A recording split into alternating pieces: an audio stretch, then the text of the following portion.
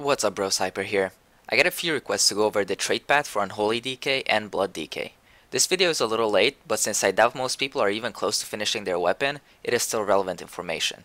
Since there aren't any legendary changes, I will just put both specs into the same video instead of making two very short ones. If you're only interested in one of the specs, check the description box for the timestamps. Let's get started.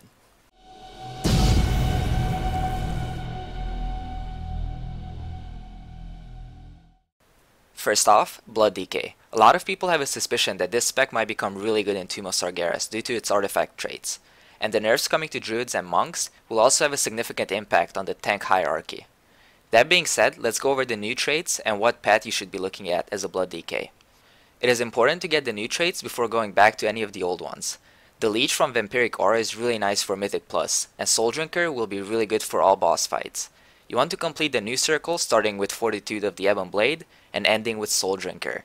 Then, much like when it comes to stats, you have a decision to make. Are you looking to go more survival or DPS route? As a tank, both the offensive and defensive traits are useful. The priority for the defensive traits is Vampiric Fangs over Meat Shield, over Grim Perseverance, over Iron Heart. The DPS priority is Dance of Darkness over Vein Render, over Bonebreaker, over All-Consuming Rod, over Coagulopathy. As always, I recommend going with a balanced build and taking the strong traits from each tree rather than finishing the survival traits or the DPS traits first. Here's the path I recommend taking.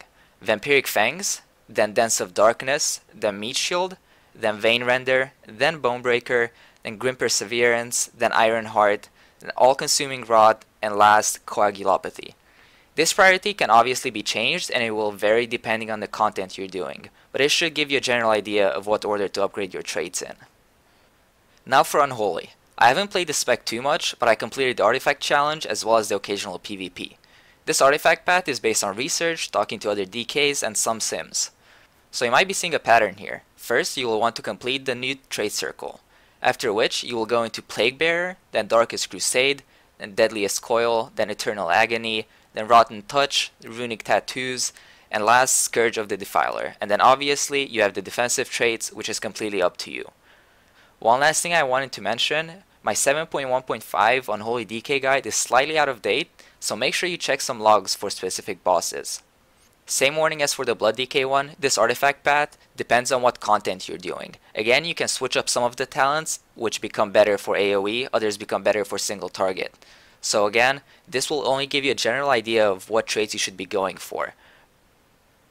I hope this video helped, and I'm really curious what you guys think of the new traits, especially for Blood DK, since we've seen some nerfs to it recently. As always, if you have any questions, leave them in the comments section below. Thank you so much for watching, please like and subscribe.